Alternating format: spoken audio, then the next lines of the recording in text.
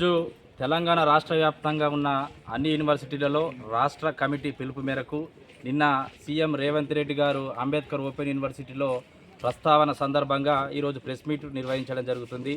నిన్న అయ్యా సీఎం రేవంత్ రెడ్డి గారు నిన్న మీరు ఇచ్చినటువంటి ప్రెస్ మీట్లో ఏదైతే యూనివర్సిటీలలో ప్రక్షాళన చేస్తా రిక్రూట్మెంట్ చేస్తా అని చెప్తూ ఉన్నారు, దానికి మేము స్వాగతిస్తూ ఉన్నాం. ఎందుకంటే గత 15 సంవత్సరాల నుంచి రిక్రూట్మెంట్స్ లేక మేము ఇదే కాంట్రాక్ట్ పద్ధతిలో పనిచేయాల్సి వస్తూ ఉంది. ఇదే రిక్రూట్మెంట్ కనుక మాకు అప్పుడు జరిగినట్లయితే ఈ పరిస్థితి ఉండేది కాదు.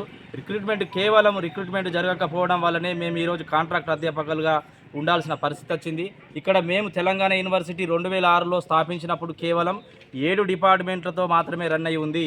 ఆ 7 డిపార్ట్మెంట్లను ఈరోజు 31 డిపార్ట్మెంట్లుగా నడిపిస్తూ మా యొక్క సేవలను అందిస్తూ పిల్లలను భవిష్యత్తు తీర్చిదిద్దడంలో మా యొక్క పాత్ర ఎంతో ఉంది. ఇక్కడ చదివినటువంటి విద్యార్థులు మంచి పొజిషన్లలో సెట్ కావడానికి మా యొక్క కాంట్రిబ్యూషన్ మేము చాలా వరకు మా యొక్క పాత్రను నిర్వహించడం జరిగింది. మీరు నిన్న చెప్పినటువంటి స్టేట్మెంట్ వల్ల మా యొక్క కాంట్రాక్ట్ అధ్యాపకుల్లో చాలామంది ఆవేదనకు గురి కావడం జరిగింది. ఎందుకంటే మా కింది స్థాయి అయినటువంటి జేఎల్ డిఎల్ పాలిటెక్నిక్ లెక్చరర్స్ ఏవైతే ఉన్నారో వాళ్లకు గత ప్రభుత్వం రెగ్యులరైజేషన్ చేసిన తర్వాతనే మిగిలిన పోస్టులు ఉంటే వాటికి నోటిఫికేషన్ వేయడం జరిగింది. అయ్యా రేవంత్ రెడ్డి గారు, మీరు ప్రజాపాలనలో ఎన్నుకోబడ్డ ముఖ్యమంత్రి గారు, మీ మీద మాకు చాలా నమ్మకం ఉంది, మీ పట్ల మాకు గౌరవం కూడా ఉంది. మీరు మాకు అన్యాయం చేయరని అనుకుంటున్నాం. ఒకవేళ మాకు రెగ్యులరైజేషన్ ప్రాసెస్ కనుక లేట్ అయినట్లయితే ఒక ఉద్యోగ భద్రతతో కూడినటువంటి స్కేల్ను ఇంప్లిమెంట్ తొందరగా చేయాల్సినటువంటి బాధ్యత మీ పైన ఉంది.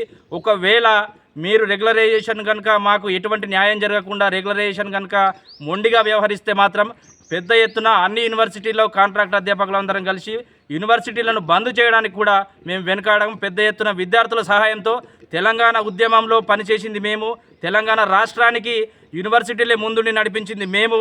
యూనివర్సిటీలలో ఉన్న ఫ్యాకల్టీకి న్యాయం జరగకుండా కేవలం ఉద్యమాల్లో వెనుక వైపు ఉన్నటువంటి జేఎల్ డిఎల్ పాలిటెక్నిక్ లెక్చరర్లు ఎవరైతే ఉన్నారో వాళ్లకు న్యాయం జరిగింది. ఈరోజు తెలంగాణ వ్యాప్తంగా ఉన్న యూనివర్సిటీలో కాంట్రాక్ట్ అధ్యాపకులకు మొండి చేయి చూపించడం జరిగింది.